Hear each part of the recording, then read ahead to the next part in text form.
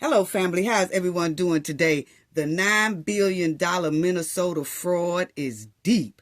We see a lot of sky rise that might belong to the United States government and Minnesota taxpayers and other taxpayers throughout the United States.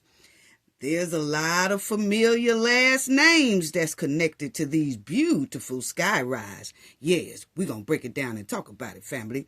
And now they saying that a daycare was broken into down there in Minnesota. Now it's given that they want break-in fees and damage fees off the taxpayers' back. What? Where are the $9 billion at? We $9 billion short, and they gonna talk about break-in fees and damage fees, still got their hands out begging for damage funding. No, we're not gonna be able to do that. You just can't make this up, family. Then we have a Somalian woman who was talking greasy about Elon Musk, but he put that heat up under her greasy mouth. Then she started copping pleas. That greasy talk turned into a big pot of hot fish grease. Yes, and she let go of that pot real quick. No. Come back, little girl. Keep talking that mess. Yes, y'all already know what we got to do for the ones in the back. We got a lot of tea up in here today, family. Check it out. This video is under fair use. Copyright disclaimer under Section 107 of Copyrights Acts in 1976. Allowance is made for fair use for purposes such as criticism, comment, news reporting, teaching, scholarship, and research. Fair use is a use permitted by copyright statute that might otherwise be infringing. Non-profit, educational, and personal use tips the balance in favor of fair use. Yes, fair use. All rights and credits go directly to its rightful owner. This video is purely for fair use, opinion, and entertainment. Enjoy. And we also want to add that everything in this video is alleged. Yes, family. And I would like to tell everyone to please subscribe to the channel. Thank you so much to our new subscribers. It is so greatly appreciated. Thank you. Also, hit the like button. Hit the hype button as well. The hype button is when you're playing the video and you hit the title of the video, and it will show how many likes the video have, how many people viewed the video. And right up under there, y'all will see a hype button. And then you just hit that hype button for me, please. And if you don't see it, then that means we have already used up our hypes for the week. It's all good. Thank you so much for that. Appreciate y'all so much. Now, family, let me just school some of these immigrants right quick, and then we'll get on to what we're talking about. But I just wanted to school and teach some of these legal and illegal immigrants more knowledge about Black Americans, okay? Because, see, they got it twisted, family. They've been having it twisted for a long time, and it's time that we have to school them on certain things so they will understand why we can't be deported. Because, obviously, the majority of them are too lazy to pick up a book and read about our history. So, this is Miss Grace, yes, Wisher, okay? She was part of creating and making the United States flag. Oh, yeah, see, a lot of immigrants didn't even know that. Why, they thought that we could be touched and be deported. Yeah. So we're going to school y'all right quick, okay? Yes. A young Black woman named Grace Wisher played a crucial role in making our American flag. She was often overlooked. Yes, she has been. She's been overlooked for a long time now, family. And a lot of people did not know this, okay? But she did play a big role in sewing the iconic Star-Spangled Banner flag, okay? Working alongside Mary Pickersgill and others in 1813 to create the massive flag that inspired the national anthem. Wisher, an indentured servant at that time. Yeah, she stitched the flag. But her contribution was minimized in traditional historieties. Okay? So, she was being erased, basically, from people knowing that she helped create and sew the American flag. But she did that. Yes, she did. And like they said, we have to now start recognizing her contribution as a Black American woman. And that's what we're doing today, okay? So for all the immigrants, we just wanted to let y'all know that not only are Black Americans the foundation of the United States, and we can't be deported, and we are untouchable when it comes to deportation. We are also founded inside the American flag as well. Yes, the American flag is part of us. So we was trying to tell y'all that Black Americans have equal rights on this United States soil as white Americans. And it was a white American woman and this Black American woman that came together to sew and create the flag that we call the Star-Spangled Banner. Yes, y'all didn't know that, did you? Yeah. So y'all need to tread lightly about we gonna be deported. Or we could be deported with all y'all disrespect.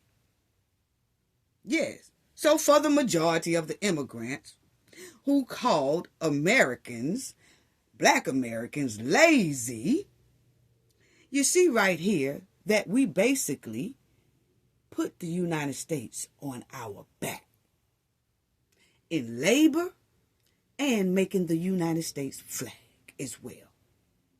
So let's get that straight. And we did not flee because we have a lot of loyalty to the flag that our Black American sister helped create. Yes. Help choreograph it. Help put stars on it. Help create the way it looks right today. So we just had to let a lot of people know that. Yes, that's her. Our beautiful Black sister called Grace Wisher. Yes, and we didn't even rip off our own government, may I add. We have a lot of loyalty to our country. So we just wanted to let people know that. But see, we worked so hard and we paved the way for a lot of these immigrants to come over here.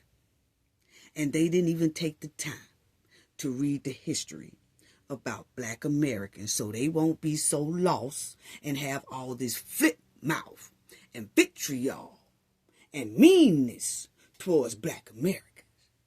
But see, now we starting to get that straightening because, see, we let them do this for too long. And I know a lot of people say, oh, why they keep talking about it? Or why y'all keep talking about the $9 billion? Or why y'all keep talking about this? Because y'all immigrants, the majority of y'all, kept on talking down on Black Americans and didn't even know what you was talking about.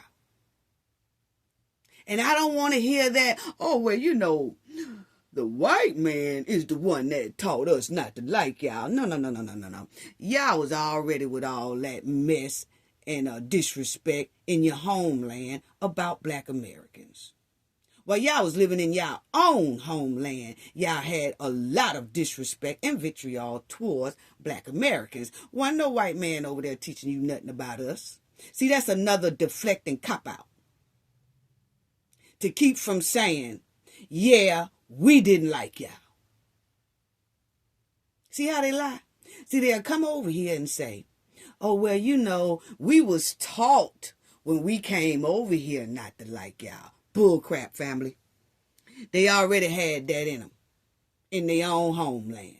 Because matter of fact, when we talk to our elderly in our family, they passed along the stories about how our family was already here when them boats came over here and dropped off some of them Africans, okay? And our family said then, they pass these stories down and they don't let them go. They said then, when some of those Africans came up off that boat, they had vitriol and meanness towards us then. We was trying to help them.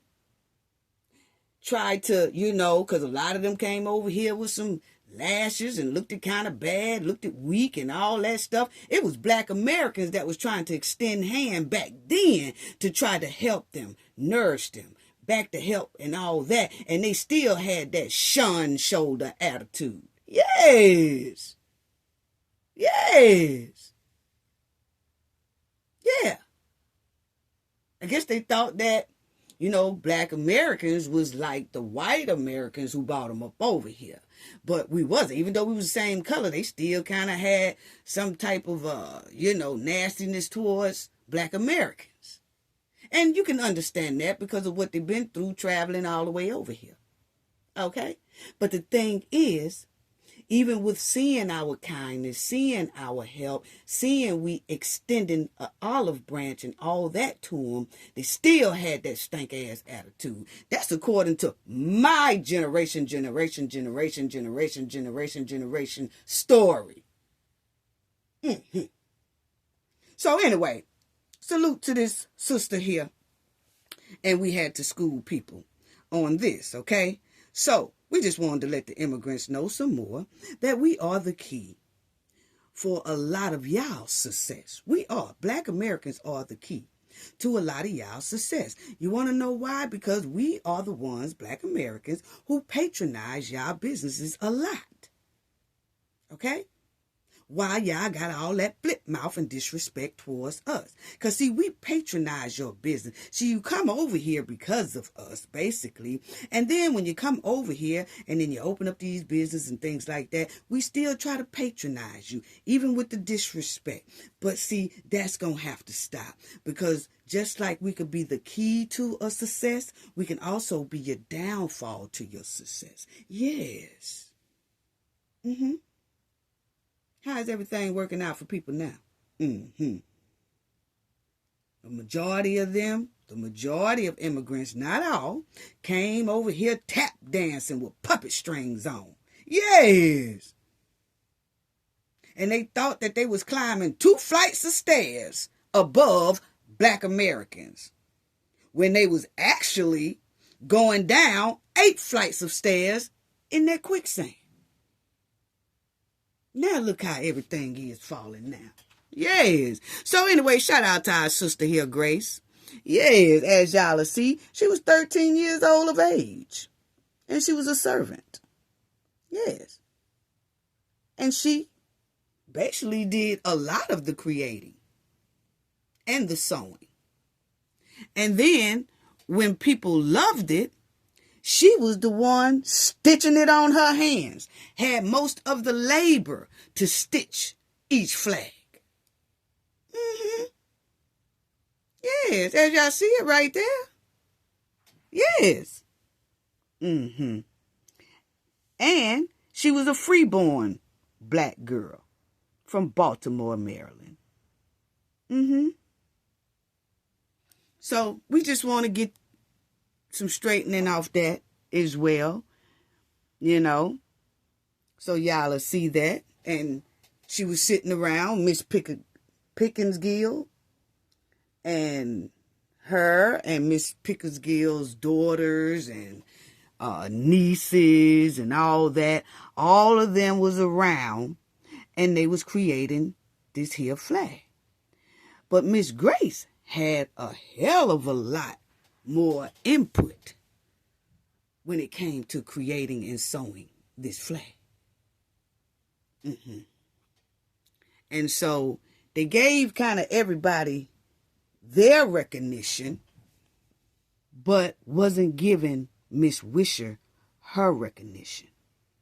And as you see that Miss Pickersgill, her daughter Caroline, and one of her nieces all received recognition for sewing the most popular flag in the United States history, the flag that was later inspired by Francis Scott Key, a slaveholder and colonist, to write the national anthem.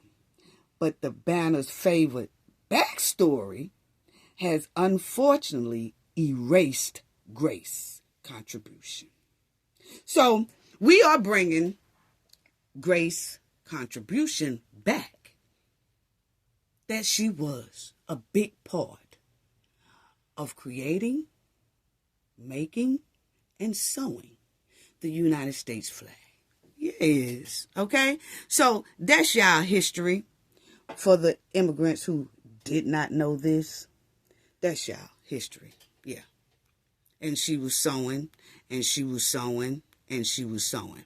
Now, let's talk about this woman here, because I want to say this right quick, and then we are going to get on to it, family. But let me talk about this as well, because there was a Black American woman who really started hair products.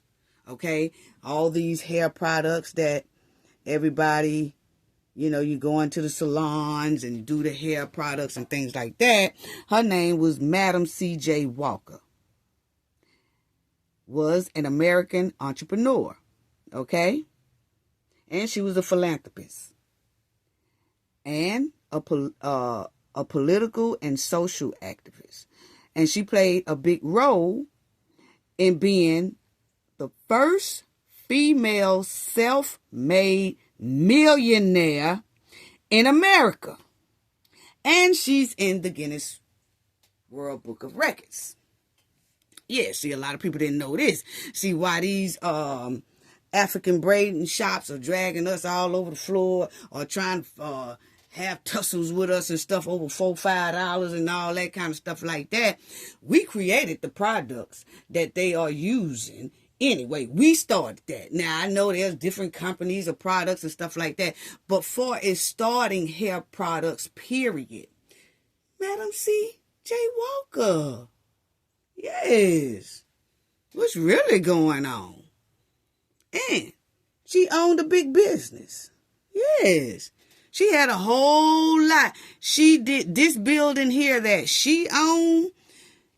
She was allowed, as you see, a central hub for its really Black Americans, not African Americans community, offering a theater, ballroom, beauty school, taught people how to do hair, salon, and professional offices. All that was inside of her building, the first Black American woman millionaire.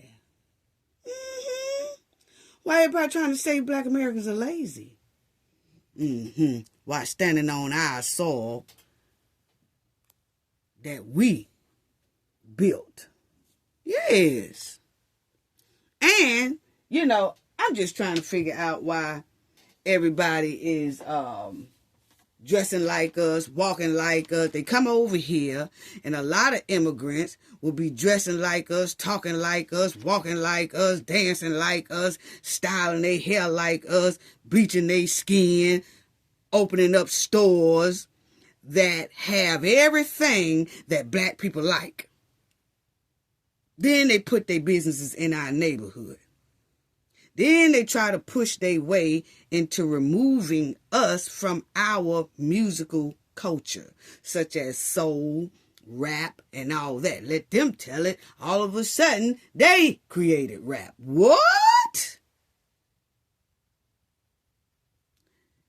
But they come over here, act like us, dress like us, talk like us, dance like us, try to be like us, try to do all this stuff like us. Yes. Try to wear everything like us. Hats, clothes, shoes, and all that. And then try to remove us from these here United States. We are the foundation of this here United States. And we can't be moved. And I'm going to keep on saying that because they really thought they was doing something when they voted for Trump, thinking deportation meant us, Black Americans. Holding up signs talking about we are all immigrants. No, we not. That's you. But how people want to be like us so bad, walk like us and try to copy our style so bad, that lets us know that they know Black Americans are powerful, beautiful, and smart, and they are not lazy. That shows that they want to be just like us. But they don't like us. They just want to use us for financial gain while throwing all type of disrespect at us. But now they have finally realized and seen how important Black Americans are to the United States. And now they see how important Black Americans are to that United States flag. Now they're having a clear wake-up call that they never thought they would see, may I add. Yes. So we schooled them on two things. A Black American woman helped create, sew, stitch, all that, the American flag.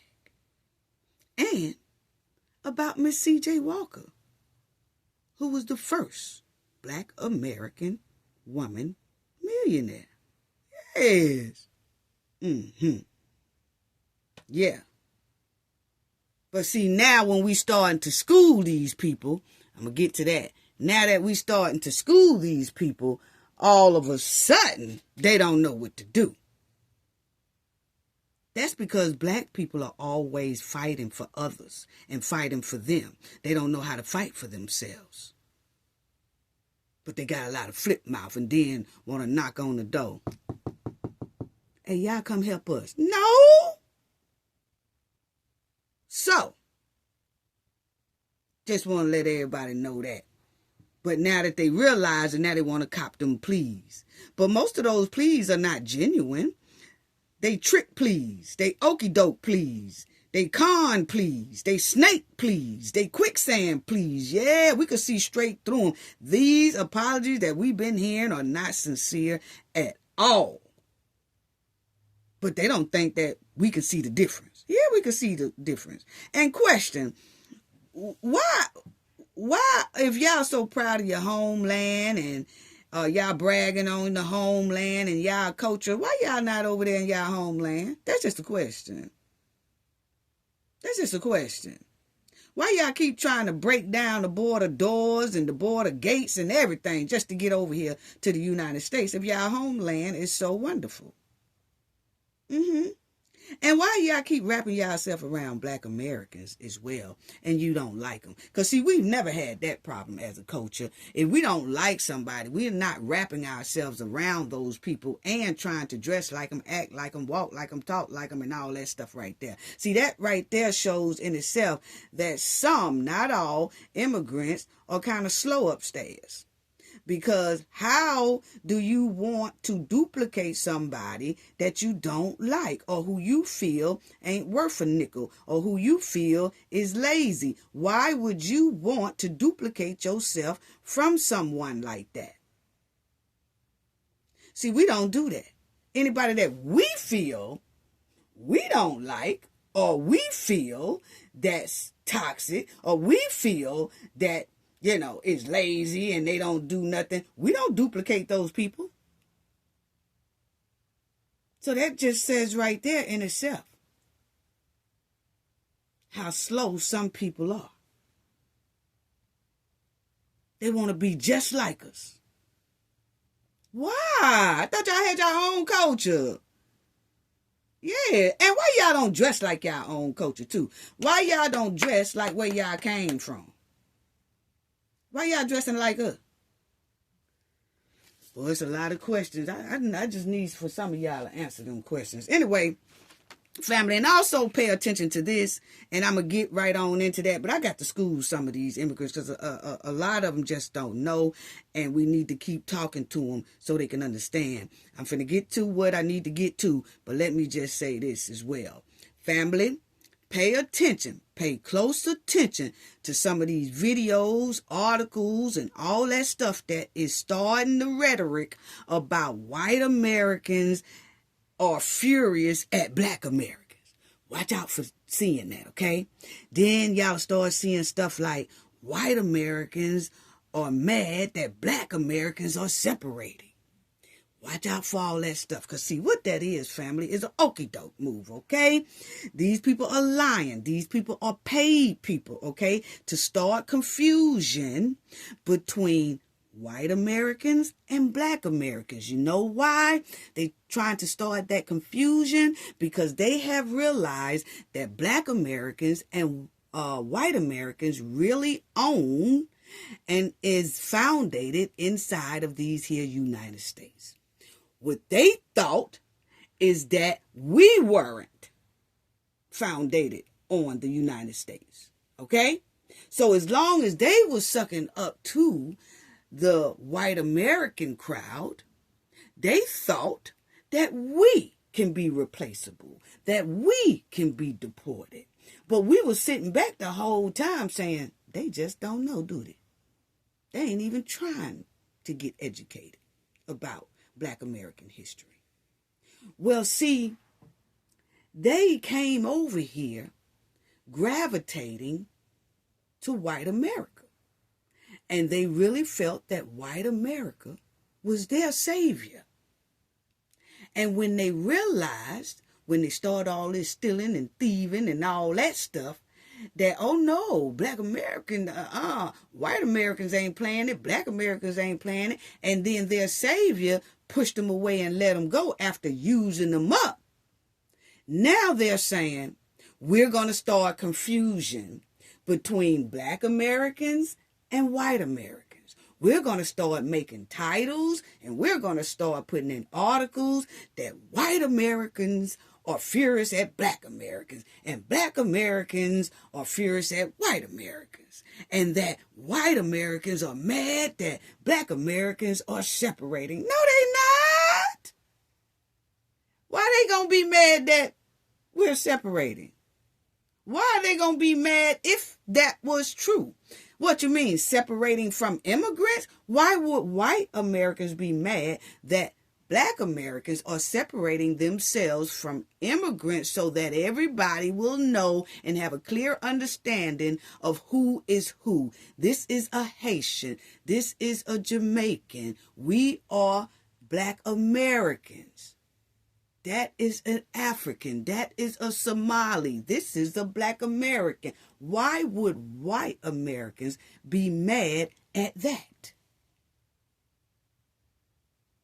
White Americans been on this land with black Americans the whole time. They gives not one damn what we do. And we gives not one damn what they do. As long as they ain't messing with us and we ain't messing with them. So watch these titles, family. Because these are coming from immigrants, paid immigrants. They using some black Americans to start spreading that. You know, the kind that love to tap dance. And, you know, if they don't have any more tap dance shoes in their shoe closet, they're going to run down there to the quickest, nearest mall and go grab some more tap dance shoes. Them type. Mm-hmm. But that's who's starting this rhetoric. So don't believe the hype. Don't believe the hype, because it's a lot of them. You're going to see them in titles. You're going to see them in articles. You're going to see people talking about it. Oh, black American, white American is mad at black Americans. Y'all going to start seeing that. Y'all going to start seeing that because they are mad that they thought they was close to white Americans. See, we didn't have to think that because we already founded in this land. So we didn't have to suck up to nobody. They did. And then when they sucked up to them and then got kind of bit a little bit, then all of a sudden, their feelings hurt. Now they want to try to draw a wedge or start an argument or start a big battle between white Americans and black Americans, because we all are coming together about our $9 billion that's gone away from here. And more than that, 18 bill. And it's going to be a lot higher than that when they start finding this same type of activity in Chicago, California, New York, Boston, Baltimore. They're going to find this same type of crime going on. This same type of scheme going on, same criminal activities going on. They're going to find them all in these states as well. And the number's going to start growing from 18 billion from just Minnesota alone. Then it's going to be 18 billion for this state, 18 billion for that state, 18 billion for this state. Because I'm going to tell you, those sky rides that they got, wow. We getting ready to talk about that right there, family. Yeah, so let's get on down to it, because family, I want y'all to notice that doing this here Medicaid fraud, welfare fraud, daycare fraud, and all that stuff, right? The DHS also employees wrote Vice President Harris, okay? They wrote her when she was in office. As y'all see down there at the bottom, y'all will see where it says September 11, 2024 at 9:14 p.m. Okay? But she was most likely on her campaign trail of trying to become president of the United States. But this was something that the DHS workers wrote in an email to Miss Harris. And they said, Miss Harris, because you remind y'all that the governor of Minnesota was also Miss Harris, Kamala Harris, vice president pick. Okay? So they was trying to let her know then, hey, Miss Harris, please listen to Minnesota state employees who work every day to deliver best service possible to our state and people who expect no less and pay our wages. Tim Walz has caused incredible harm to our state and agency, retaliated against whistleblowers against fraud. Okay, so they had wrote this, and we didn't hear nothing about it, family. Did y'all? This is my first seeing it. Yes, because this popped up and everybody was talking about it. But you see all that money they was getting? Feeding the future, the kids. See all that money? See all that money? Child care assistance. They put down there everything. Said that it was some employees getting these bonus dollars and all that. Y'all see all this? Medicaid. See how they was juicing all this. Unemployment benefits. Look at all this. Medicaid again. Look at all these millions and millions and millions and millions. 250 million for feed the kids. Look at all this. Yes. But they did, because, people were saying, how come the DHS department wasn't saying anything? So they threw this out there and say, look, we even wrote a letter to the vice president, Kamala Harris, even when she was saying she's picking Tim Walz to be her vice president. And we was trying to say, look at this.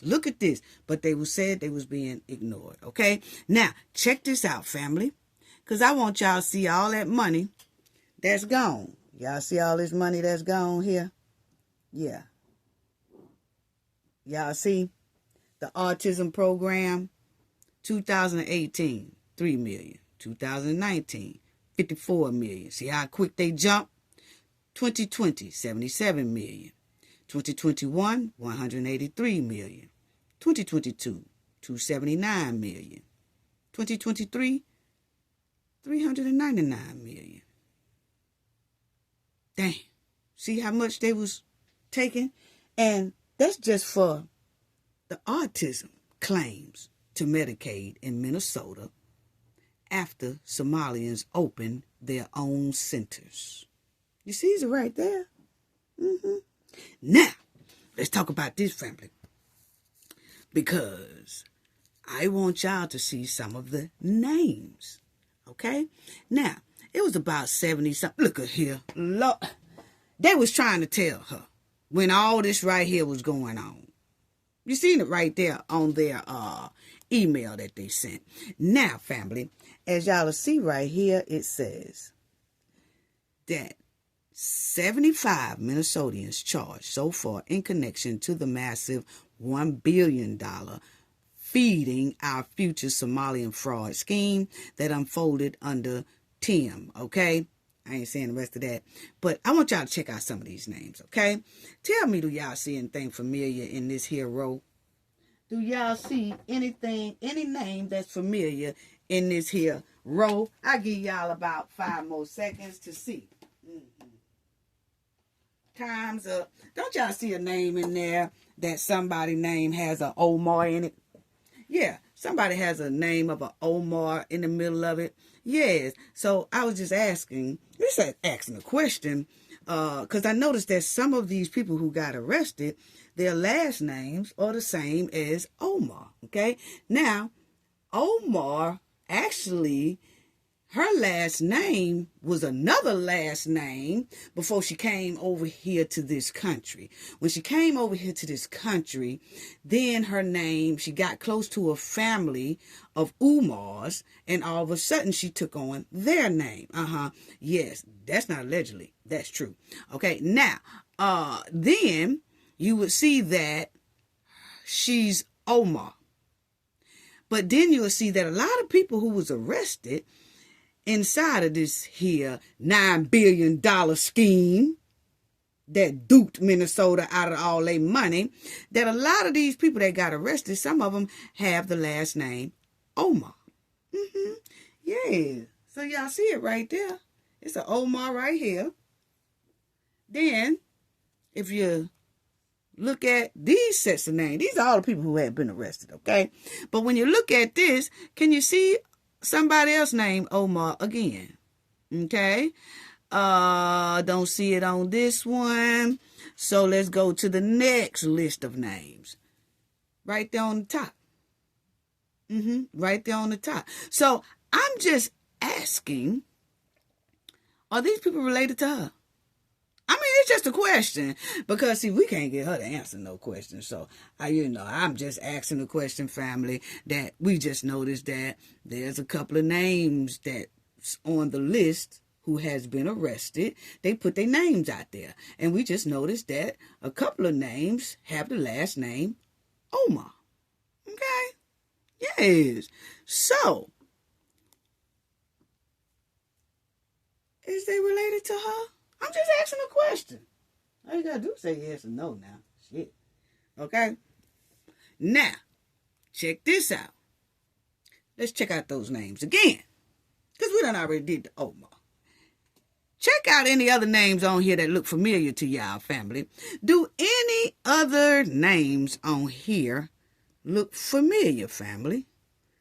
Let me scratch it out. Do any other names on here look familiar, family?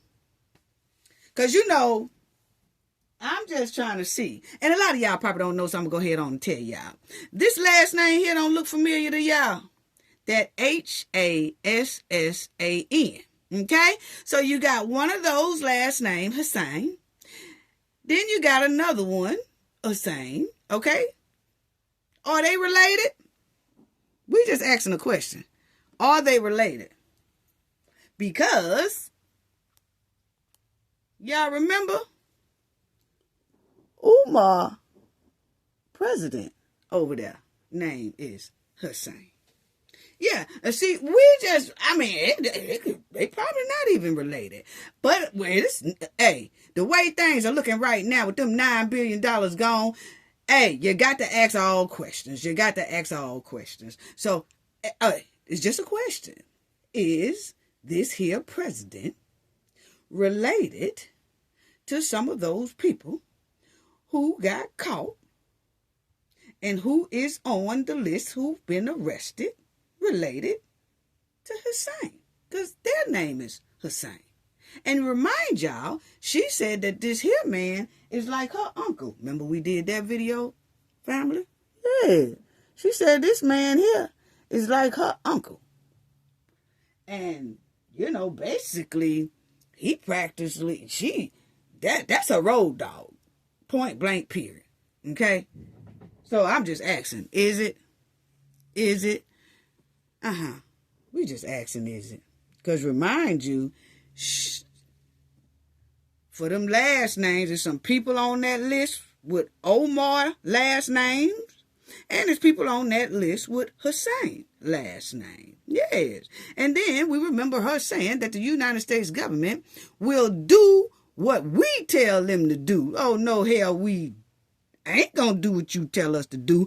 What you need to do is tell us, are you related to those names of people who got arrested and their last name are Omar? And is some of those people who got arrested last name who is Hussein, are they related to your boy that you said is your uncle and you cherish him, you just honor him? Are they related to him too? We just asking a question. Ain't nothing wrong with asking a question. Now, y'all can't get mad at me. Questions, you got to ask questions the way things going on now, okay? Now, let me show y'all this here video with, I want y'all to see, and another thing, this man here, wait a minute, another thing too, remember we talked about this man here, and we was showing pictures of how him and Tim had woke out one of his naps that he take about 9 naps a day. It's obvious they 9 bills short, okay? Now, that same man be taking pictures all with Tim and with Omar, okay? So he was arrested for fraud inside of this $9 billion scheme. Yes. So let me show y'all how they tried to play in our face. You know, when they got caught at these daycares and the doors was locked and all that stuff. Family, they tried to go in there the next day and play like they doing business and kids do be coming up in there and all that stuff like that. They tried to play us so bad. They tried to play us bad, family. Check it out. Molly, good morning to you. The federal crackdown in Minnesota over potential fraud is ramping up on multiple fronts now. Not only do you have DHS and FBI agents on the ground, but the Small Business Administration is now halting all federal funding to the state after identifying $430 million in PPP loans in Minnesota that are suspected of fraud. As we've been reporting, these concerns over fraud, particularly in the child care space in Minneapolis, go back more than a decade, including these surveillance videos that were part of a case. Check it out, family. In County back in 2015. The video shows parents checking their kids into a daycare and then walking back out with them minutes later. Our Minneapolis Fox station reported that sometimes the kids wouldn't even show up, and that either way, the businesses would bill the state for a... Now, see, this is what be getting me. These folks is using their kids to act like they are taking the kids to school because they done been exposed. This other video shows parents then allegedly receiving envelopes of cash. Now, this here video is supposed to be where, they playing like they taking the kids to school. Family, they said that them people went up in there with them kids and they came right up out of there about an hour later just to put on a show because the media was now out there trying to see was any kids going to show up with some parents and all that stuff after Nick Shirley had exposed them and all that. Then they going to try to get up, bring some kids to the school, and they going to stay in the school for about an hour and then run back out of there. Yeah, it was probably cold up in there. Reason why they come up out of there because everybody still had on their jackets and coats and all that. So they got them $9 billion and it's given that they ain't had no type of damn heat, family. Yes. But anyway, then you turn around and then they show on the back end behind these daycare centers that it's a man who be standing there, and then after the parent come up to the school and act like these kids are going inside, they go out that back door, and then that man will hand them some money for good job. and then the parents will get the money, and then they're going on. What? And who money is that? Our money. I'm going to tell you why I said ours in a minute. It ain't just Minnesota's taxpayers, dog. So check it out, family. The state is videos that were part of a case Look at them playing a show back in 2015. The video shows parents checking their kids into a daycare and then walking back out with them minutes later. Our Minneapolis Fox station reported that sometimes the kids wouldn't even show up, and that either way, the businesses would bill the state for a full day of services. This other video shows parents then allegedly receiving envelopes of cash as kickbacks from the owners. The state is responding to these latest allegations of fraud at child care centers, claiming that it's already in. Okay, so that's all I wanted to show y'all, family. And then you had this here man who gonna act like the daycare center has been broke into. Boy, you can't make this up, family. You can't. He done stood up there. Then he had on some $2,500 glasses. It's okay to have on some $2,500 glasses, $2,500 worth of glasses on. But my thing is, where is our money at? Now you around here splurging with a pair $2,500 glasses on. We need to get that up out you. We need to get that. Give us our money. You got a debt. You got a $9 billion debt. Is looking close to 18 bill. Anything helps, okay? So we need to get those glasses up out you. Yeah. That go on y'all debt. That go on your debt y'all owe. Okay? Now, he done came up here, family, talking about that place his daycare got broken into. And the only reason why it got broken into is because Nick Shirley exposed them about their bogus daycares. Now, we just so tired of people, these Somalians and other immigrants and stuff like that, playing the blame game. We tired of it. Where is our $9 billion at? That's what we need to know. Now, did the people who so-called broke in these daycare or whatever, did they find our $9 billion? When they broke in there, did they find our $9 billion? No, family, they did not. Instead, he talking about the people done took all the records up out of there that the feds asked for. He claimed they took all their checkbooks that the feds asked for. He claimed that they are out of all of their important records that shows that the kids' names who attend the daycare that the feds asked for. Yes, everything that the feds asked for, family, they ain't got it. The burglars took it. That's what he claimed. But I tell you right now, I don't know why he walked up there to that mic without our $9 billion.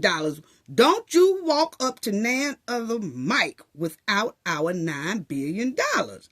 If you ain't got our $9 billion in your hand, don't even waste your time. We don't want to hear it. We ain't trying to hear no more Saab break-in stories, okay? Point blank, period. Now, family, we're going to hear what this man got to say.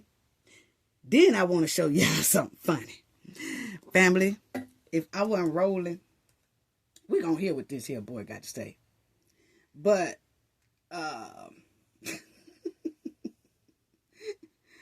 boy, they think we crazy, family. I don't know why these people think we crazy. Now, check this out. Yeah, Mike, and police in Minneapolis are also investigating a break-in at a daycare center. Now, this particular daycare center was not featured in Nick Shirley's viral video, but it is one of the dozens flagged to state investigators earlier this year for receiving more than $1 million in federal funding despite having multiple and repeated violations on record. The owners of Nokomis Daycare say surveillance cameras captured two men breaking into their business, claiming they cut through an outside cinder block wall. Now I want to say this. I got to stop it right here, family. The owners of Nokomis Daycare say surveillance cameras captured two men breaking into their business, claiming. Hold on. That ain't where I want to go. Hold on, family. Hold on 1 second. I want y'all to see something when it comes to this right here. Yeah, Mike, and police in Because also they think we investigating crazy. But I spotted something. I want to just ask a question. This particular daycare center was not featured in Nick Shirley's viral video, but it is one of the dozens flagged to state investigators earlier this year for receiving more than $1 million in federal funding despite having multiple and repeated violations on record. The owners of Nokomis Daycare say surveillance cameras captured 2 men breaking into... Now, right there, family. I want to know, are these cement bags? Because, see, why y'all got cement bags right here? Because that's what it's looking like. Because, you know, we do a lot of home improvement stuff on our houses and things like that. And I've seen these type of bags before. And I'm just trying to figure out, is that a cement bag? Because if so, y'all was prepared to fix this here wall. Why y'all prepared to fix this here wall? It sure do look like a cement bag. And for people who don't know what a cement bag is, that's when you open up that bag, you pour it in a bucket, add water to it, mix it up, it turns into cement. And then you could, you know, fix your driveway or do whatever you want to do with it, okay? So I'm trying to figure out, is that a cement bag down there? That sure look like a cement bag. Anyway, family, let's continue on. Their business, claiming they cut through an outside cinder block wall, crawled through an interior wall, and busted their way in before getting into an office and stealing business records, including personal information of who attends the daycare. Here's the center's manager. One video made by a specific individual made this all happen. No, he did. Daycare. Tomorrow might be someone else's. We don't know. So this has to stop. While the Minneapolis police are investigating this reported break-in, some are suggesting it could be a cover-up of wrongdoing, including the HHS official who paused federal funding to Minnesota daycare this week. Alex Adams posted, "Crazy coincidence that attendance records are missing one day after the HHS secretary requested them from the state of Minnesota." Exactly. Minnesota Democrats, meanwhile, are continuing to defend their handling of the alleged fraud in the state and attacking the Trump administration for freezing more than $190 million in federal funding as it investigates what prosecutors say could be more than $9 billion of fraud in the state. Yeah, y'all need to be cut off. Y'all need to be cut off. I'm sorry. We need our money, okay? Now, when do the begging stop, family? When do the wanting sympathy stop? We tired of it. Yes, we are tired of it. And then he gonna try to put that they was broke in because of Nick Shirley's video. No, that is not why y'all was broke into. Y'all want me to tell y'all why y'all was allegedly. If you say y'all was broke into, I don't believe it. But, you know, let's just say you did, okay? First of all, y'all got $9 billion in y'all community, okay? Y'all community done dunked us out of $9 million. Why is y'all surveillance camera so janky? That's what I want to know. Now, this is their surveillance camera that they so-called said that captured somebody breaking into their spot, family, when they say they got broken into. But why would somebody want to break into somewhere with a backpack on? That's too much like work. Why you gonna got a backpack on you? You know what I'm saying? This right here, and really, I seen a lot of them wearing them backpacks. Now, granted, a lot of kids around here wear backpacks to school and all that, granted. But they ain't wearing no backpacks to break in nothing. No. See, that's some of y'all type stuff right there. So I'm just trying to figure out, why is this person trying to break in a joint with a backpack on? Yes. See, it stinks to high sky. Then they got poor quality. Now, y'all done got $9 billion out the United States, and y'all still got poor quality surveillance. Is that what we doing? So, y'all ain't even investing in your own stuff. Y'all didn't have no cameras on the inside. Why is that? It's nothing more ignoring than a beggar. I'm so tired. And y'all want to know, they talking about, because of Nick Shirley's video, they got broke into. No. According to the news and stuff, They said that y'all got Somali gangs, okay, in Minnesota, such as Somalia Mafia and the Somalian Outlaws. So y'all might need to go talk to them if y'all say y'all got broken into. That was a corporate right there. That's your corporate. That's them right there who most likely done broke in y'all joint, okay? Or one of y'all own folks done broke in there, because we feel it's quite strange that all of a sudden when the feds ask for all this paperwork from y'all, everything the feds ask for, y'all say the burglar stole. Y'all think we crazy, don't you? That's what it's giving. And if you see that they got Somalia gangs in there. So if it wasn't y'all folks that staged this here thing, this is my opinion, okay? I got a right to my opinion.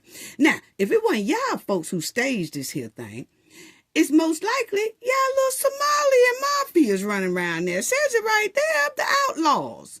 They the most likely the ones who did it. Yeah. So y'all got a bad gang problem over there in y'all little Somalian community. Don't come putting that stuff on Nick Shirley and all that. Y'all got a gang problem over there. Yeah. And your funds been cut off. So when your funds be cut off, now y'all want some bread and cookies and milk and stuff.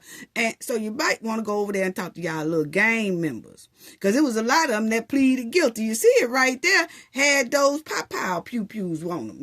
Yeah. So that's most likely your corporates right there. And then she gonna bend down there like see right here where they went in. This center block right here, y'all.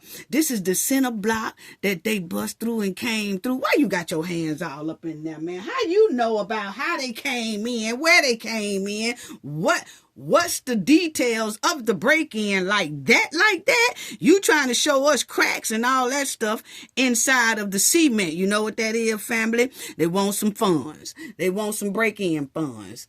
They want some damage fees funds. They want all them funds. So she gonna put her hands down in there and show us how bad it is. No. Y'all cut off. Where our $9 billion at? Yeah. Family, when somebody breaking our house, knock the doors, all that stuff, we let the investigators do what they got to do. Yeah, we're going to look at our stuff and stuff, but we ain't going to let the news be all up in our face while we crawling all up in the holes that the burglars done broke in. No, we don't do that. This looks staged. I'm sorry. I'm so tired of, like I said before, it ain't nothing more annoying than a beggar, a scammer, a thief who always pulling out a deck of sympathy cards all the time. Y'all could have saved this here story. Just charge this story to the game. Charge that break-in to the game. We broke. Where them $9 billion at? That's all I'm going to keep asking. Yeah. Look at here. That bag. Is that a cement bag, family? Because it sure look like it. It sure looked like a cement bag. They was already got that bag sitting over here on this floor waiting to get down and start repairing. It looks like it's premeditated to me because the bag's sitting down there. What type of bag is that? I'm going to need one of them who own this here daycare to tell us specifically what that bag right there is, because that bag giving cement. Yeah. We need to get that up out y'all too, because y'all owe us that too. Now, family, let me show y'all something funny about this here break-in that the news was talking about. I think it was Fox News. Check out what Fox News said about this here break-in that these folks... See, I'm laughing too soon, family. I am laughing too soon. Check this out, family, what they said. Check out. Are spotlighted by questions about fraud or not, or claiming that they can't find the records. I just want to play the soundbite of that and get your reaction. Roll it.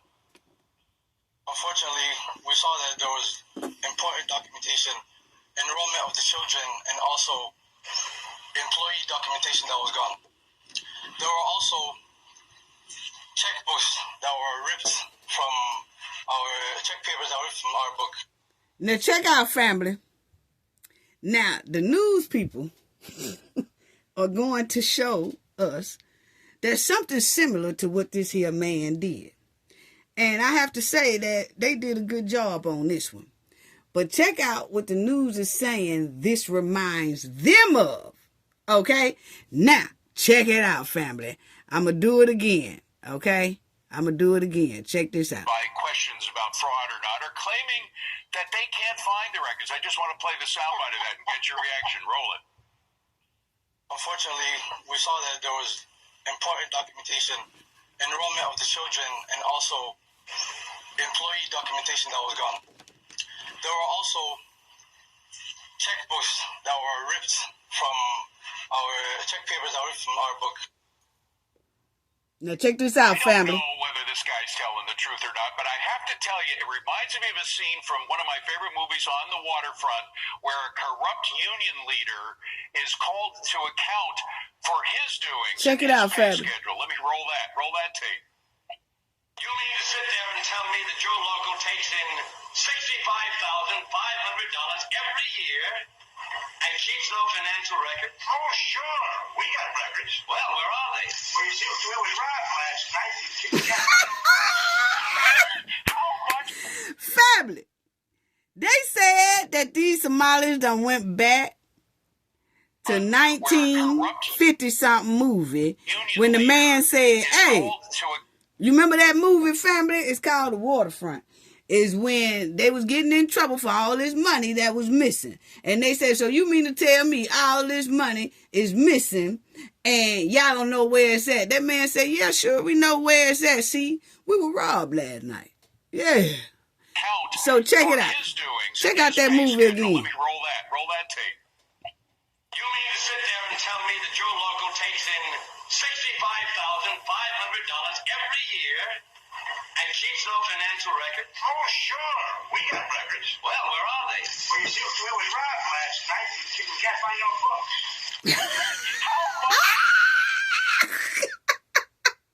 See, we were robbed last night. We can't find no books, family. The Somalis done went to the 1954 Waterfront movie about they was robbed last night. They ain't got them books, family. They ain't got them books. No, they don't. They ain't got them books, family.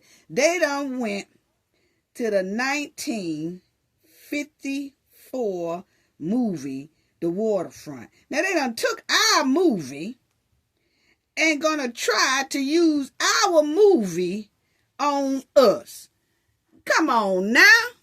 They done took our movie and ran a play. They done ran a play with the 1954 movie. Yes. Unbelievable.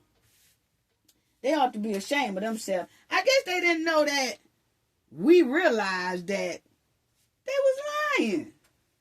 They was lying. Yes, they was lying. Ain't nobody... I'm going to tell you, it's giving lies all the way around. I'm sorry. I'm entitled to my opinion. They can get mad if they want to. They done went to the 1954 Waterfront movie and tried to act like they got robbed, and everything that the feds asked for is what the thieves took. Really? Really? Anyway, family, this girl here got her hands over her mouth. She done messed around and said fraud is bad. And then she had to stop because she's not supposed to say fraud is bad.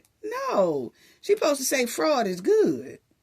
And she ain't supposed to mention fraud at all. So she felt like she was going to get in trouble for saying that fraud is bad. I'm unable to work or go to school. I understand. Fraud is bad.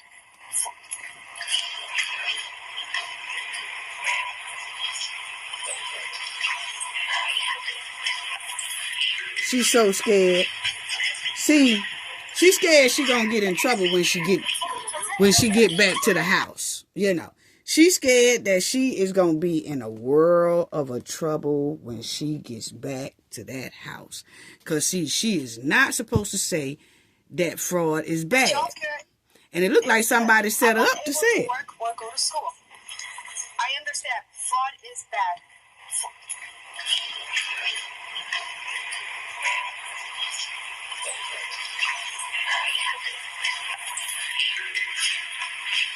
Look at her.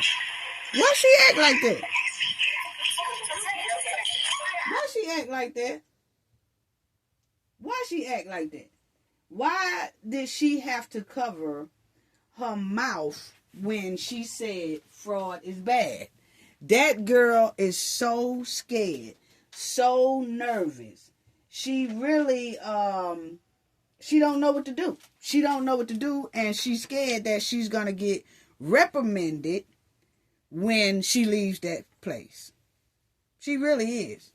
And my thing is, why did she was trying to talk about fraud is bad. They had her up there trying to say that fraud is bad because of that break-in that happened at that daycare. Well, alleged break-in that happened at that daycare. So she was too scared to, when she said fraud is bad, she automatically felt like she was in a world of trouble. She was in a world of trouble. And my thing is, they said that these people didn't even make a police report. Why didn't they make a police report? That's my thing. Why didn't they make a police report about this whole matter? Because they said they never called the police. Never documented it at all. No. And where's Umar at? Because, the daycare they said was broken into. And Umar is a big part of the children's daycare, feed the children and all that. She want to make sure that the kids are fed. And my thing is, she so-called pushed for this program and, talked up for this program and all that stuff, who created the program. Why wasn't she out here talking about this break-in and to help talk to the community about stopping the break-ins in the Somali community? She is mighty quiet. Yeah. But anyway, it just seems like since they funds done been cut off, they trying to get damage funds, break-in funds, and it's not gonna work, basically. Now, let's talk about this here chick, and then I want to get on to the properties that we supposed to be having down there, over there in Kenya, okay? But this woman here done ran her mouth, and she started talking about Elon Musk. And her smart mouth talking greasy about Elon Musk. And she said that she was on her social media, and then somebody said something about Elon Musk, and she said, oh, I wouldn't worry about him because he about to die. Okay? That's what she said. Okay? Now, regardless what some people feel about Elon Musk or whatever, he was born and raised in South Africa with his family. And then he moved to Canada at 17 years old and eventually became a United States citizen, okay? And he has contributed a lot to the United States economy. Which we can't say too much for these right here Somalians who duped us out of $9 billion, okay? Yes, now, this here Backyard Barbie was talking all that mess, and Elon seen it. He saw what she wrote. He saw her video as well. Now, this is what her video said, and this is what she said. She said, nah, I wouldn't even worry about him because he's about to, basically expire. So my thing is, how do you know he's about to expire? Okay? Now, we're going to talk about that. This is fake. I'm like, well, let's look at, هو هيستاهل الحق بس هو هيستاهل بدون فول حليه بس هو فول حليه كان وأعتقد دم الربع I wouldn't worry too much about this one that piece of jewelry I wouldn't worry too much about him he about to die. Okay, so first she said, if you listen to her, not only is that he's about to, die. She says death. She says that. Listen to the death. Okay? So she knew exactly what she was doing. I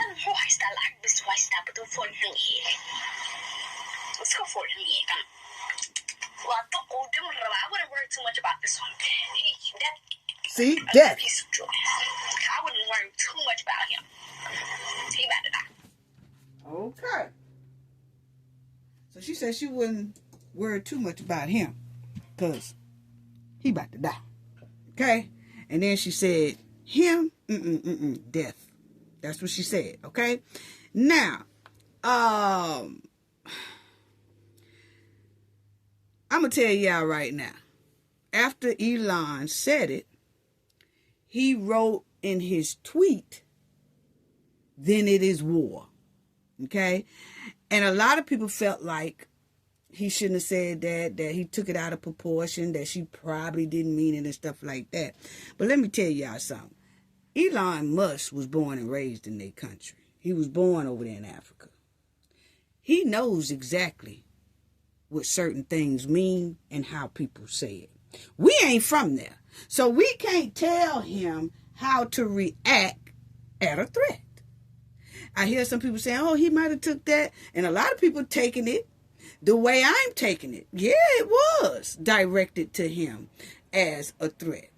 But then you have some people that said, I think he took it out of proportion, you know. He want to say something to this girl and things like that. He know what those people are like over there. He know what certain cultures will do over there. He knows the certain language and signs that they do over there when they are giving you a threat and somewhat means that threat. I think this slipped out of her mouth. Where do you think she heard it from? She heard it from somebody around her, somebody in her family, some adults, some people she was hanging around with, some type of word of mouth on the street. She heard it from somewhere to say that. Well, once Elon responded to her and said in a tweet, this is war. Then she came back copping pleas, family. Check out her cop plea. Do you know why this video has to be made? On December 31st, 2025, my life took a tragic turn. I was badly misinterpreted. Okay, so now she's going to say her life took a tragic turn. See how the victim play go on? Because, see, I've seen other videos of this chick. This chick got a lot of stank mouth about America, Black America, and then she said this about Elon Musk. I just didn't play the previous videos that she did that I seen because she got some type of music playing behind it, like all that la crap, okay? And so I didn't play it because I didn't know what type of music it was. Is it copyright? I didn't know. So I just left that alone. But she got a lot of mouth. And they say she's supposed to be a school teacher. Is this what she teaching their kids? Yeah, we're going to talk about that too. But all of a sudden, she's a victim. Oh, my life took a tragic turn. Okay, whatever. Check it out. Do you know why this video has to be made? On December 31st, 2025, my life took a tragic turn. I was badly misinterpreted and misheard on a now viral clip. In this clip, my words and what they are being translated to has been taken greatly out of context. I want to make myself clear. I never intended or even aimed to threaten the life of Elon Musk. I'm not a person that carries around hate.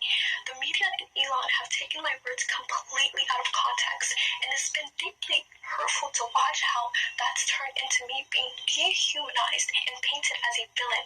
For context, the clip going viral was taken from a longer live segment and edited in a way that removes the heart of what I was trying to say.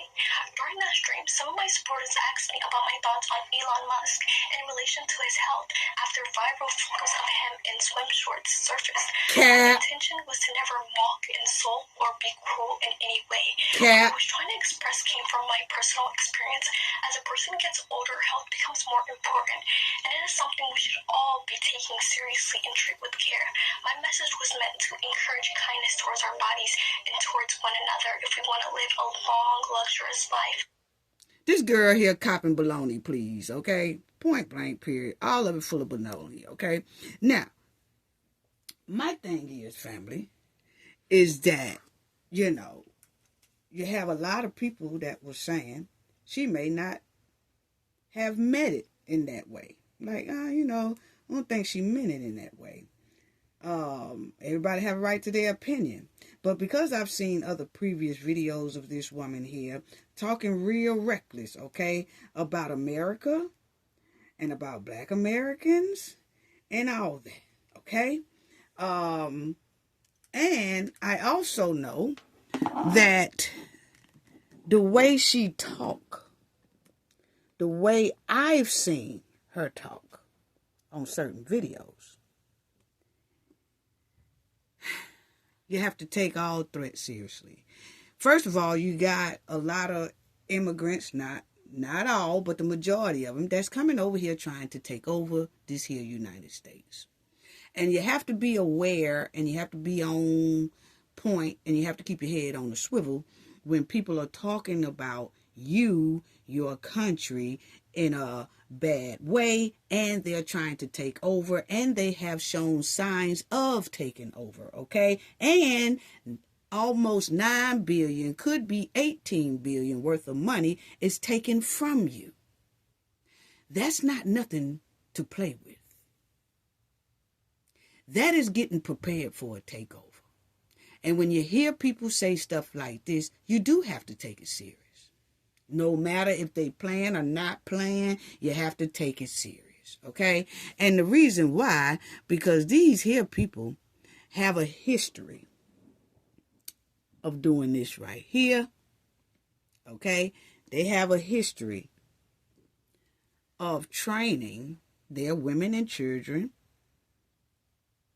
how to maneuver and recruit and talk down on people. Yeah. You see, reasons and tactics for using children in conflict. And my dad was in the military, Vietnam. And he told us things about how they use these women and children to spew certain messages. And she did that. But when Elon Musk replied, she started copping pleas. She knew exactly what she was doing. She knew exactly. And they said she's a school teacher. So they use women and children for deception and surprise. Yeah. Militant groups may use children for, you know what? And scout, because they attract less suspicion from opposing forces. They do. They do. Because they can be used as vulnerability and manipulation. So children are often more susceptible to manipulating a person, coercing a person, trying to seem innocent. Like this young lady here, she was talking that mess at first, but then when she got caught, she started copping pleas. But at the same time, you have to listen to her first message and what she said, all that. I wasn't worried about him. Death. He be dead soon. You have to watch all that type stuff. And when people come over here and clearly show us they're trying to take over our country, our communities, all that stuff, and then take $9 billion, and some of it, they say, is tracing into the hands of their militant group. So when someone come on here and say something like that, you have to be on your P's and Q's and take it seriously of what they say, you know? And that's what they do. And they have, they can be trained to be loyal into combat. And they gonna try to trick you in every way they can. Oh yeah, practical roles. Children are used in a variety of roles beyond combat. Yes, they are. They used to cook. They used as guards. They used as messengers. That girl heard that from somewhere. She heard that from somewhere. And see, because Elon Musk is from Africa, but now he is a United States citizen, some of them view that as he's a traitor. Some of them do view that as that. And so you see that they are used as spies. And to lay or test for you know what, when they walk in to see it, they'll use their own kids to test to see if anything on the ground that might go boo. Yeah. So you have to be very careful when somebody's spewing something like that. Yes, children are severe as accessible pools. Yeah, which we talked about that. They will walk up to soldiers, as you'll see. They encounter with child soldiers. They will walk up to regular soldiers out there, and the soldier who's supposed to be their so-called enemy, they will walk up to them as if they need help, or they need some type of aid or something like that, or just trying to grab that soldier's sympathy. And then once that soldier fall into that trap and pick them up or hug them, all of a sudden, bow. The kid gone and the soldier gone. So they do stuff like this. So when that young lady said that, where did she hear that from? See how they talk cash money stuff? They talk cash money stuff. They do. They talk cash money. Talk cash money stuff. And then when she got caught, all of a sudden, it's a uh-oh moment. Yeah. See, these people here, they talk cash money stuff. And then when you get ready to face them face to face, they got a cop a plea. When you expose them, then they want a cop a plea. When you want to play double dutch with them, y'all know what I mean, then they want a cop a plea. Talking all that mess, talking greasy, bullying people, stealing, lying, cheating, taking $9 billion, almost $18 billion from people. And then when you put them on notice and expose them, all of a sudden, they the victim. Cop and please. What? And why y'all always wearing this black? That's what I want. Why is y'all always wearing that black? Because see, my grandmama told me when somebody wear all that black like that, that mean they dirty. That mean that they ain't washing their boonie. They ain't washing their boonies at all. She said that people who wear black day in, day out, every day, all the time, that means that they don't like for the dirt to show. And that person is most likely nasty. That's all I'm saying. Now, y'all can call it what you want to call it and say, nah, that's the color that we wear. That's the color we wear. How come y'all ain't wearing no other colors? Because I'm going to tell you right now, y'all can't be following real rules, because if so, why y'all stealing $9 billion? So if you done broke that rule and became a criminal, it ain't nothing wrong with you trying to put on something else. Because my grandma always told me that when somebody got to wear black all the time, that mean they don't like to wash clothes and they just wear the same old thing, and that they don't wash their booty, because you can't tell that their outfit is dirty because they got on black. They have all kind of stains, drink stains, food stains, all kind of stains, and they don't like to wash. They would just shake that stuff off and just shake it up and down and put it right back on. They nasty. That's what my grandma always told me. Somebody who always wear black, they nasty. Anyway, let me move on. Let me move on, family. Now, these high-rise here, these high-rise, it's looking like the United States government owns some high-rise over there in Kenya. Look like Minnesota taxpayers own some high-rise over there in Kenya. Looks like us American taxpayers own some high-rise over there in Kenya, because understand, Minnesota have gotten about 2 federal bailouts. So when they get bailouts, then that means some of that money is our money all through these here United States have went to Minnesota because they needed a bailout. Yes, and why did they need bailouts? Because they got a lot of thieves over there.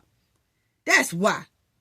Anyway, family, these people here, these high-rise over there in Kenya, some of them $9 billion has led and traced back over there to these high-rise they got in Kenya. So what these Somalians was doing, they done stole all that money, and some of that money looks like it was traced right to these high-rise over here in Kenya.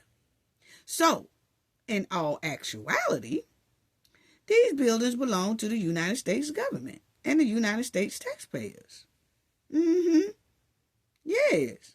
That's if some of these $9 billion is traced back to these buildings. And according to some of the federal documents that I've seen, they're saying it looks like some of our $9 billion is traced right to these high-rise buildings in Kenya. And it's 12 blocks worth of these high sky-rise buildings. Yes, and even a mall that they say the so-called president of Somalia, you know, the guy that Omar said is like her uncle.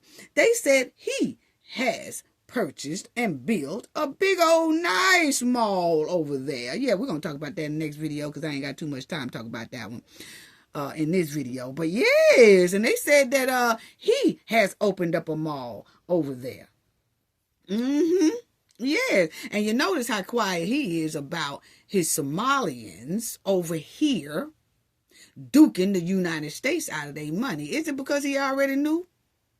I'm just asking a question. Ain't nothing wrong with asking a question. And the United States, to me, my opinion, need to take over these buildings. Yes, they do. Yes, they do. Yes, look at all these buildings, family. Oh, they doing it. They got apartment buildings over in that joint. They'd have been building this. They said they've been doing this shortly. They've been like building little bit by little bit by little bit shortly after Omar was put in there in that Congress seat. Yeah. But they said in around 2023, it got real bad. It got real bad. So they were putting up buildings just back to back to back to back. And they said it's 12 blocks of these sky-rise buildings all over that joint. These buildings belong to us, the United States. And the United States need to take over these buildings. Or either try to get $9 billion worth of profit out of them. Or if the United States can't get $9 billion worth of profit out of them, then I think that Kenya do need to pay the United States what these buildings is actually worth. Or these buildings need to be knocked down to dust. Because if it was me, that's what I would do. If I can't get no profit out of it, if they not going to pay me what they owe me for that property sitting there, or I come and take over the whole property that all that whole section there will be the United States, will be mine. And if they can't work like that, all of them coming down to rubble and dust. Yes. And I'm going to smash all the little rocks to make sure they can't build nothing out of them rocks. I mash out every little piece of pebble down the sand. If it was my call, you know. But are we going to get some profit up out these here buildings if they are linked to be paid and built on United States $9 billion? If I wouldn't take a wrecking ball and knock them all down. Yes, if I can't get no profit out of them. Or if y'all ain't going to pay me back my money, Kenya will have to pay me my money. Because y'all allow these people to sit this here building down up in there. Anyway. Now, let me tell y'all about this right here. Because according to, look at this. Look at this, family. They done did a mall. That's their mall. They said that president of Somalia owned that mall. That's what they say now. I'll show y'all all of it in the next video. But anyway, look at all these buildings under construction and all that. Yes. Yes. And see, Minnesota received a significant federal relief and funding in 2023. So they did receive relief money. That's all taxpayers' dollars. Yes, and you see here that Minnesota in 2023, the federal government contributed a total of approximately $18.5 billion in funds for federal state programs to Minnesota State. And that money, the doggone Somalians juiced us out of. That's all our tax dollars. So those buildings and skyrise that's sitting up over there, that belong to us. And Kenya got enough to pay for them. Yeah, y'all owe us $18 billion. We're going to need that. Yeah. If it was left up to me to make that call, we're going to need that up out you. We're going to need that up out you. Because we see right there that y'all are worth $108 billion or $136 billion if you put it in U.S. dollars. Yeah, so y'all got them 18 bill. Yeah. Or either we just own portion of all that land. So which one is going to be? I can't wait to see what the United States going to do about that. Yeah, because taxpayers want their dollars. We want our money. Now, check out what these people are saying, family. Check out the dude that this was in 2023. He was like, oh, they sure enough growing stuff around here. Man, these Somalians got money. Check this out, family.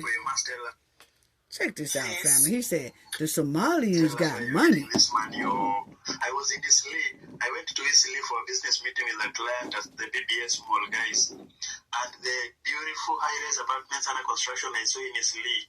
People have money in Eastleigh. Somali people, please tell us the secret. After finishing my business meeting with the client from the BBS Mall, I decided to take a walk around Eastleigh. And I can tell you, every street in Eastleigh right now has more than... First of all, family, this man here said, he said Somali got money. They ain't got no money, man. They ain't got no money. That's our money. That's our money. Oh, you know the Somalis got money. Please tell us, what do y'all do? Steal. That's what they do. Steal. Steal from the United States government and the taxpayers. Oh, please tell us how y'all do it. The Somalians, they got monies. They got monies. No, they don't. That's our money. Anyway, family, check it out. I was in Eastleigh. I went to Eastleigh for a business meeting with a client at the BBS Mall, guys. And the beautiful high-rise apartments under construction I saw in Eastleigh. People have money in Eastleigh. Somali people, please tell us the secret. After finishing my business meeting with the client from the BBS Mall, I decided to take a walk around Eastleigh. And I can tell you, every street in Eastleigh right now has more than 10 buildings under construction. You'll see these buildings covered with nets and under construction and not yet complete, or at least it recently completed. High-rise apartments, I'm talking about high-rise apartments. That is apartments with 10 floors and above. I mean, every street. And remember, Eastleigh has 12 streets. First street, second 12 street, streets. 12. And every street has like 10 high-rise apartments under construction or recently finished construction. I mean, guys, I decided to take a walk around this list so I can show you this, man. Somali people have money. These people have money. I don't know what they do, how they do it. I think they're trying to make Eastleigh a city of its own in Nairobi, man. If you come to Eastleigh directly without going through Nairobi CBD, man, you may think this is Nairobi, man. You may think this is the CBD, guys. Like, just this street alone, you can see over 5 Look at that. high-rise covered with nets, meaning under construction. Look, there's one here, there's this one here, there's another one there, that is 5. And it's all these streets all over Eastleigh have at least 6, 7, 8, or even 10 buildings, high-rise buildings under construction, man. Eastleigh, man, you have to tell us where you're getting this money, Somali people. What? Well, as y'all see, family, they came up off us. They came up off our tax dollars. They came up. Yes, y'all seen all those buildings? Y'all seen all those buildings? Oh, they done came up. They done came up off us. In every street. Every street, 12 blocks. Streets. First street, second street, all the way to 12. And every street has like 10 high-rise apartments under construction or recently finished construction. I mean, guys, I decided to take a walk around this place so I can show you this, man. Somali people have money. No, they don't. These people have money. No, they don't. I don't know what they do, how they do it. They stole I it. think they're trying to make Eastleigh a city of its own in Nairobi, man. If you come to Eastleigh directly without going through Nairobi CBD, man, you may think this is Nairobi, man. You may think this is the CBD, guys. Like, just this street alone, you can see over 5 buildings, high-rise, covered with nets, meaning under construction. Look, there's one here, there's this one here, there's another one there, that is 5. And it's this, all these streets all over Eastleigh have at least 6, 7, 8, or even 10 buildings, high-rise buildings under construction, man. Eastleigh, man, you have to tell us where you're getting this money, Somali people. We done already told y'all where they getting it from. They getting it from the United States. That's where they got it from. Yeah, so now we are just waiting to see how the United States gonna get paid back. Yes, is the United States. I'm telling y'all now, y'all think Trump is a game. And Trump and that government tracing that money over there to some of those buildings. I'm telling you now, y'all need to pay that man there off. That's what y'all need to pay that man there off his money now. And us our money, because that right there is a no-no. That right there is a no-no. Now, we can't wait to see if Kenya gonna pay us our money back. Or do the United States claim and own the properties and the buildings that sits on that land? Is that United States gonna claim that land? Or is the United States gonna go over there and make profit off those buildings? Or they gonna sell those buildings or make profit off of it? And then we get our money back and put it back in the United States pot where it belongs. Yes. Now, there's some people over there in Kenya, they said that this is the word around the town. Okay? Check it out, family. Check out what she said. And then I remember those stories we used to hear back in the day. If you ever had a rela who lived in South B or South C and owned their house, and how the Somalis came and they would offer them like 60, 70 million for a house that was maybe at the most worth. Now, she talking about, family, the way these Somalians, when they was juicing us out of our 9 bill, some of our 9 bill, some of that money, they say that went over there to the Kenya. This is a lady here that lives over there in the Kenya area, and she said that she's finna tell us how the Somalians was coming over there trying to buy up the joint and do all that. Now, they weren't going back to Somalia, building up Somalia. They was coming over there to Kenya trying to build up that. And a lot of the Kenya people are saying, well, why did Somalian people come over here and put all those buildings down? Because they were getting ready to take over y'all joint the way they tried to take over this here joint in the United States. And it's not going to work. Not over here, it ain't. I don't know what y'all going to do over there. But that's why they were doing that. They planning on taking over they joint too. They were going to take over that little Kenya spot. Because they didn't want to take over Somalia because they said Somalia is trash. They said they ain't got nothing over there. They ground probably ain't even solid enough to put those type of buildings on, okay? I'm just going by the research that I did. It ain't nothing going on over there in Somalia. They ain't trying to invest nothing over there in Somalia because ain't nobody going to go over there and shop at Somalia anyway because those people got nasty attitudes anyway. They don't even like these people in Kenya, but they put buildings over there because now they going to try to debo them. That's all it was. So why that man talking about, wow, these Somalians got money. Boy, don't you know they finna come and knock you right out the way and take your whole community over. Why you sitting over there? Oh, they got monies. They got monies, y'all. Somalia, tell us how you do it. No, what we could tell y'all is that they finna come over there and take over that whole joint out from under y'all. Yes, that's exactly what's finna happen. Because if they tried to do it in this strong country over here, they definitely finna just mop y'all clean out the way. Anyway, check out what this here lady said, how the Somalis was acting. acting when they got their hands on our money and ran over there and was trying to buy up Kenya, basically. Okay? Check it out. Like maybe 15 million. And Check it out. Like, guys were always talking about like 10 Kenyans. So family. Am I the only one? Now this lady here, I know I you know what, family, I ain't gonna stop it no more. But she started off with, listen, family, they always copying everything we do. Every time, see, that's Black American talk. That's foundational Black American talk. Listen, family, we say that. Now they way over there in Kenya, spilling the tea, starting off with, listen, family, damn, we can't have nothing around this joint. Anyway, listen to her, family. And the possibility that Listen how she started off. Listen. this is for entertainment purposes only, so family.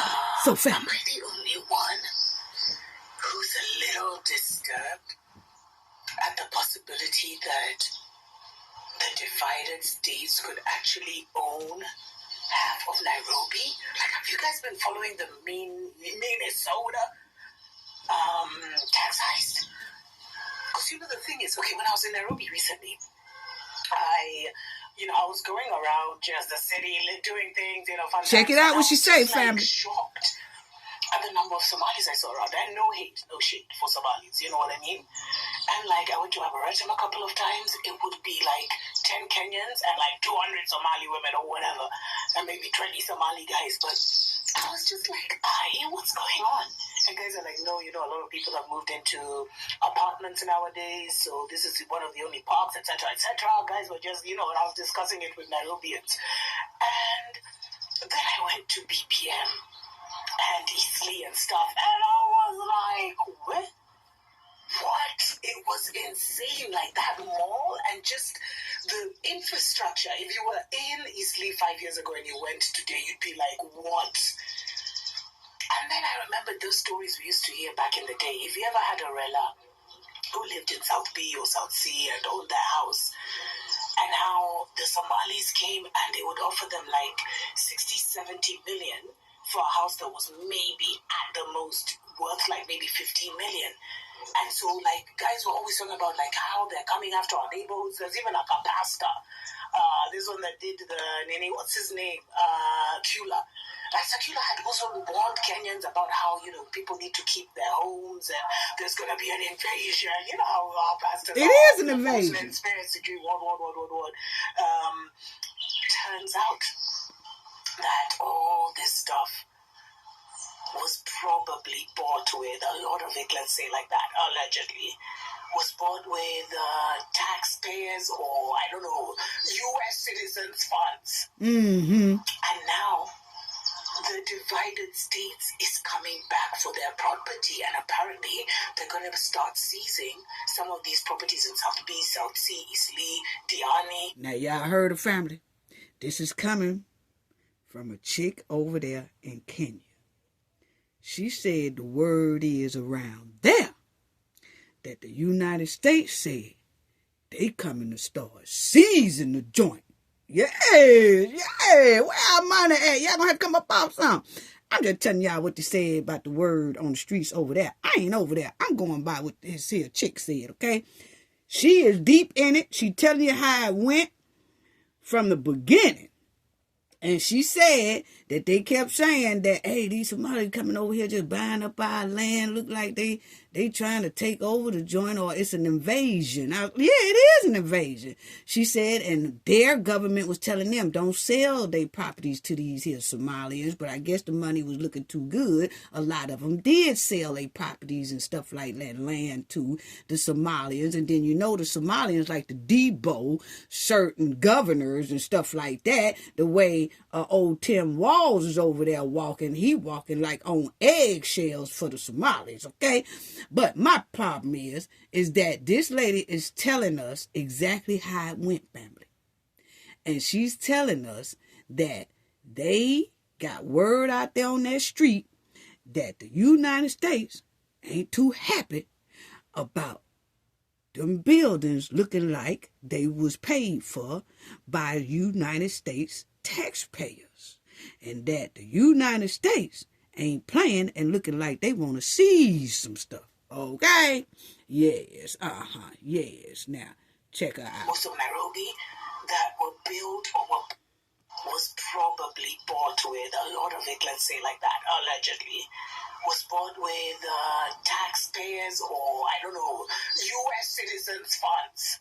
Mm-hmm. And now the divided states is Check it coming out. back for their property, and apparently they're going to start seizing some of these properties in South B, South C, Eastleigh, Diani, most of Nairobi that were built or were bought with these funds. So, as in, if you see this thing clearly, I return to the question that I started with, family. What if Trump's America actually owns half of Nairobi? So we have some. You heard what she said?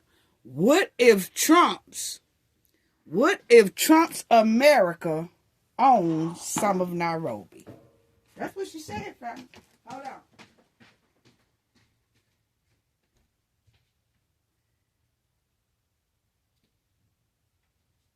So, she is kind of nervous herself, family, because she feeling like now the United States might own some of Nairobi's property. Yeah. So, that's that. Yes, that's that. So, let me let y'all hear, because the people over there in Kenya said they don't want these people over there at all. Okay? They said they don't even want those people in their country at all. And they feel like, hold on. They said that they feel like these people got to go. They said if Trump deports Somalians to their country, that they are going to protest. Because they said they really don't like Somalians. So they over there in Africa, and they know that Somalian is part of their continent, but they said they don't give a hoot. They said they do not want Somalians in their country or in their city or whatever the hell they got. But check it out. This is some of them talking. They said, Trump, if you deport these people, don't bring them here. Well, a lot of people want to know, why would Trump send Somalians back to Kenya? Well, that's because most of their passports come from Kenya. So wherever your passport come from, that's where you go back to. Yeah. That's how that works.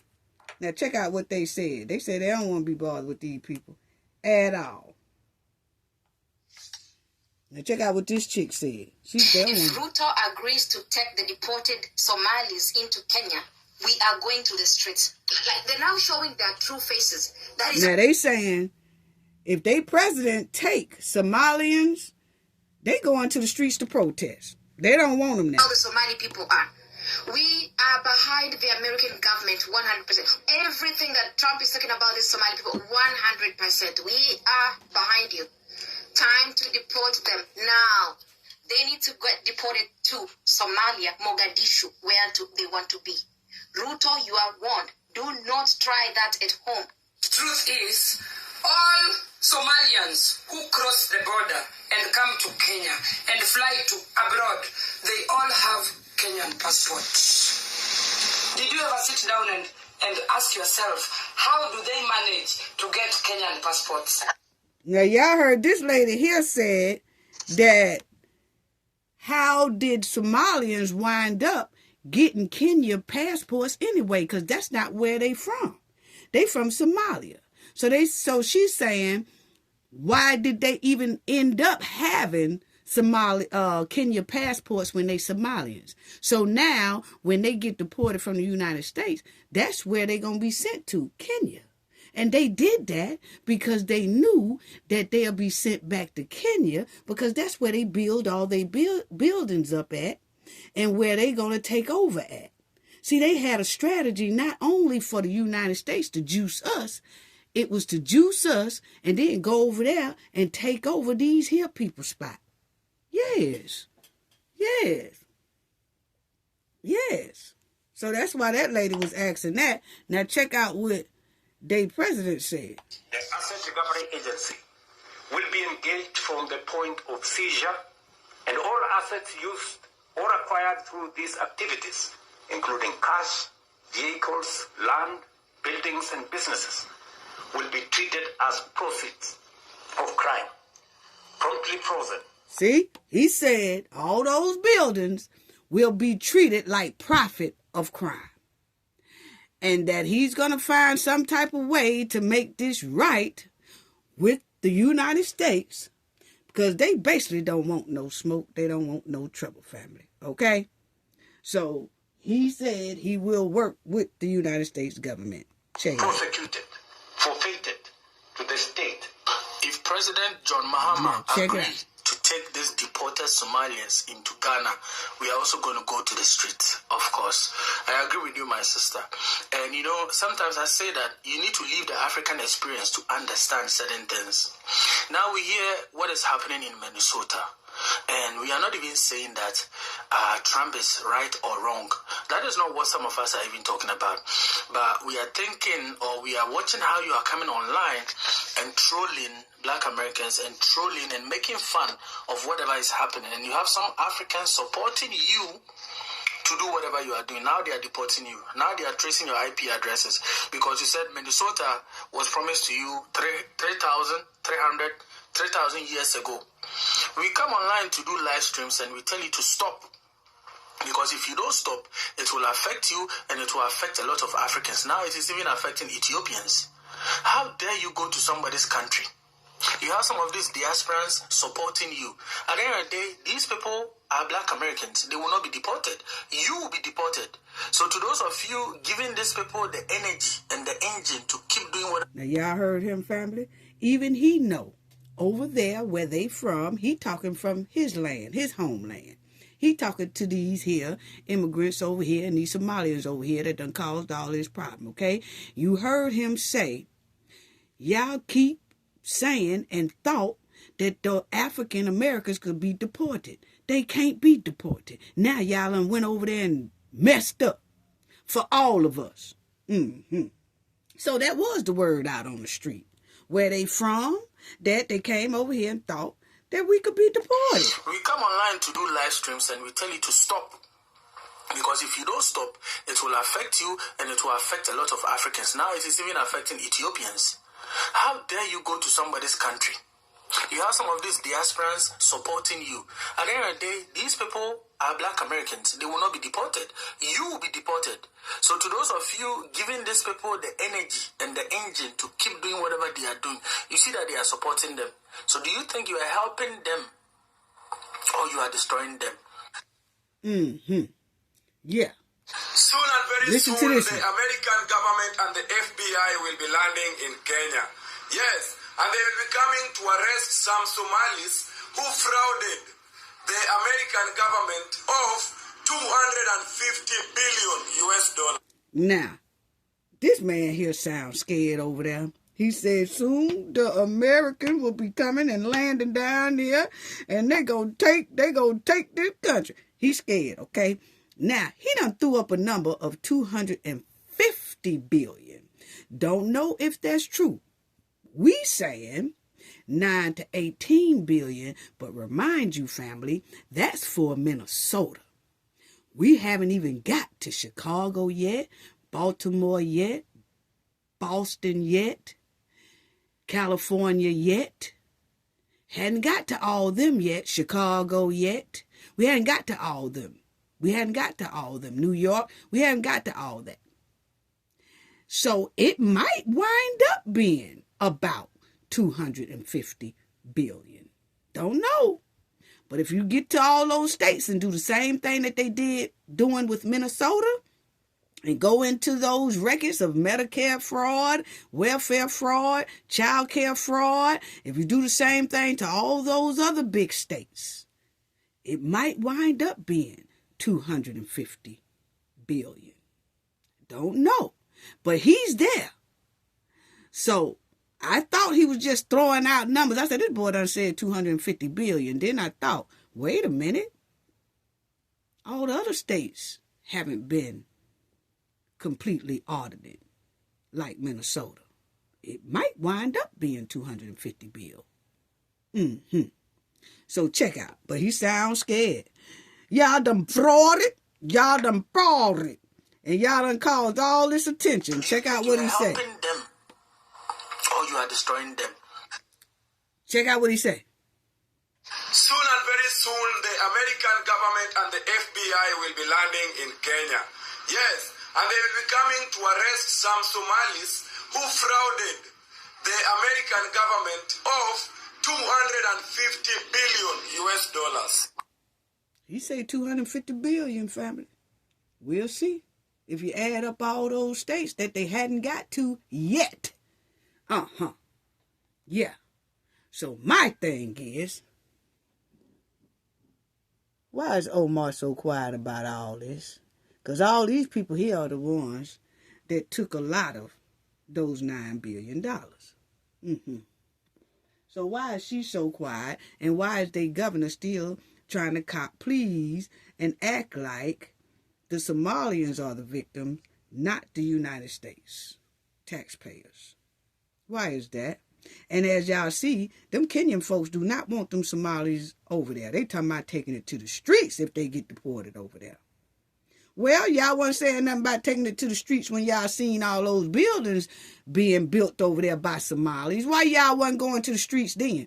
Y'all should have went to the streets when y'all seen, if y'all really don't like Somalians like that, and y'all talking about going to the streets, if y'all president let the Somalis be deported back over there to y'all, well, why didn't y'all hit the streets when y'all saw that Somalians was building all these sky rises 12 blocks deep? Y'all don't saying nothing then. Y'all sitting up there talking about, oh, these Somalis got monies. They got monies. Y'all wasn't saying nothing about taking it to the streets then. Well, when they got caught, and y'all see that it might be some United States plane landing off in that joint about their property, all of a sudden, we don't want them to come here. We don't want them to come here, President Kenya. President Kenya, don't let them come back here. Please don't. Please don't. No. Y'all wasn't saying all that when y'all was getting all them sky rides and buildings and apartments and malls and all that shit was coming up in that joint. Yeah. See, people think we can't see through the okie doke, but we can. Why didn't y'all say all this when those buildings was being built? We ain't heard nobody yet say they were going to take nothing to no streets when those high-rise, sky-rise was being dumped and built in y'all community. Kenya? But now all of a sudden, since y'all realize the money came from the United States and the United States ain't playing about their money, now all of a sudden we don't want them over here. Why is that? See how y'all turn on each other? I'm just saying. Now all of a sudden they don't want them over there. What's really going on? What's really going on? That's what I wanted to say. What's really going on? So that's all I got to say about that. This right here is getting to about 2 hours long, family, but I had to let y'all hear about that, okay? But first of all, where are $9 billion at? That's the $9 billion question. Where's that money at? But we're going to talk about that some more, about that mall being built and is owned, allegedly, by Umar's so-called, she calls him her uncle. Yeah. Anyway, I would like to say thank you to Jerry Lipcomb. He donated to the channel in the last video. Thank you so much. Your generosity is greatly, greatly appreciated. Thank you so much. And thank you all for just joining us today and being so supportive of Cafe of Knowledge, okay? And y'all all know that I do shit the old school way. I don't do it all this pop-up screen stuff. This is an old school channel with old school knowledge. You either take it or leave it. But I be spitting some knowledge and some game around this joint, okay? And I just want to thank you all for supporting the old lady, okay? Thank you all so much. Sending loves and hugs to you all. Thank you to our moderators. Thank you, thank you, thank you to our new subscribers again. Thank y'all for subscribing to the channel. It's greatly appreciated, okay? Thank you. Gain knowledge to prevent blockage. And we all know what that means. The more you know, the harder it is for anybody to block y'all from your goals and success. Bye-bye.